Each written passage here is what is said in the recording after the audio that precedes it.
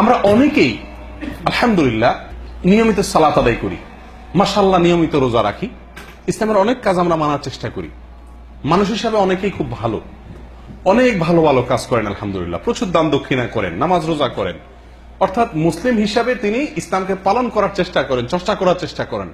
অথচ আত্মীয় স্বজনের সাথে সম্পর্কগুলো, প্রত্যেকটা রক্ত সম্পর্কীয় আত্মীয় যারা আছেন, বাপের দিককার, এরপরে মায়ের দিককার, চাচা, ফুফু, চাচাতো ভাই বোন, ফুফাতো ভাই বোন, নিজের আপন ভাই বোন, যাদের সঙ্গে সম্পর্ক আমাদেরকে ভালো রাখার নির্দেশ করা হয়েছে, তাদের সঙ্গে অনেক সময় দেখা যায় সম্পর্কটা কি নেই, আমাদের ভালো নাই।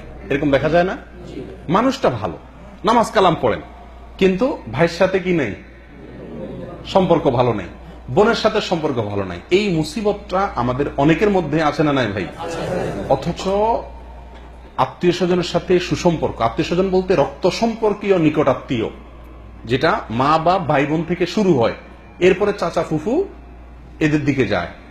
রক্ত সম্পর্কীয় নিকট আত্মীয়র সঙ্গে সুসম্পর্ক বজায় রাখা ফরজ, আর রক্ত সম্পর্কীয় নিকট আত্মীয়র সঙ্গে সম্পর্ক বিচ্ছিন্ন করা এটা হারাম, কবিরা গুনাহ। আমরা নামাজের গুরুত্ব অনেক সময় বুঝি, রোজার গুরুত্ব অনেক সময় বুঝি, আলহামদুলিল্লাহ ভালো কথা, কিন্তু এই আত্মীয়র সঙ্গে সুসম্পর্ক রক্ষা করার গুরুত্বটা আমরা অনেক সময় বুঝি না, তাই না ভাই? এই জন্যই তো দেখা যায় যে বেশিরভাগ মানুষের জীবনকে আপনি যদি অনুসন্ধান চালান তাহলে দেখতে পাবেন যে ওনার কোন না কোন আত্মীয়র সঙ্গে সম্পর্কটা কি নাই, ভালো নাই। ইল্লা আমার রাহিমা রব্বি, কিছু মানুষ আছে আলহামদুলিল্লাহ যে সবার সাথে ভালো আছে। তো এটা খুব জঘন্য একটি বিষয়, অনেক জঘন্য একটি বিষয়। নবী সাল্লাল্লাহু আলাইহি ওয়াসাল্লাম বলেছেন লা ইয়াদখুলুল জান্নাতা কাতিআ, লা ইয়াদখুলুল জান্নাতা কাতিআ, মানে কি? আত্মীয়তার সম্পর্ক যারা ছিন্ন করে, কোন আত্মীয়ের সঙ্গে সম্পর্ক ছিন্ন করেছে, তার সাথে যোগাযোগ বিচ্ছিন্ন, ভালো সম্পর্ক নাই, সম্পর্ক নষ্ট করে ফেলেছে, এই ব্যক্তি জান্নাতে প্রবেশ করবে না। কথা বুঝতে পারছি? প্রিয় ভাইয়েরা, কত ভয়াবহ ব্যাপার।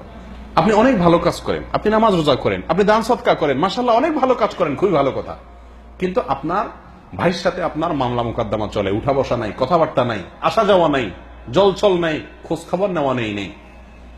আপনার বোনের সাথে এরকম, আপনার চাচার সাথে আইল ঠেলা ঠেলি, চাচাতো ভাইয়ের সাথে কথাবার্তা নাই, সম্পর্ক ছিন্ন, আছে না এরকম? আল্লাহ মাফ করুন।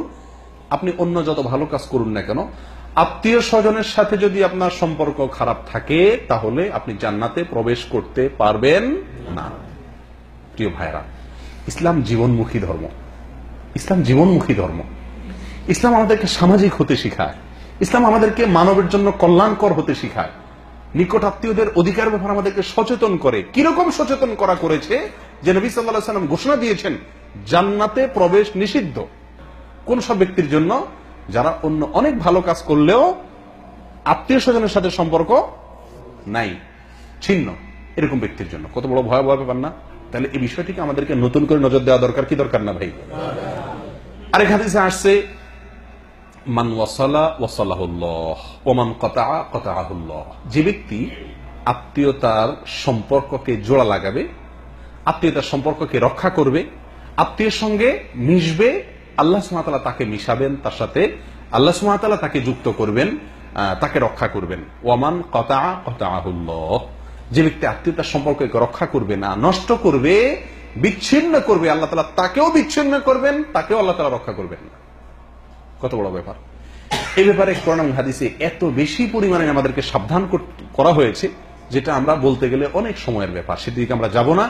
তাহলে এই আলোচনা থেকে আমরা বুঝলাম সালাত সিয়াম যেরকম ফরজ, নিকট আত্মীয় রক্ত সম্পর্কীয় তাদের সাথে সুসম্পর্ক বজায় রাখা সেটাও সেরকম ফরজ।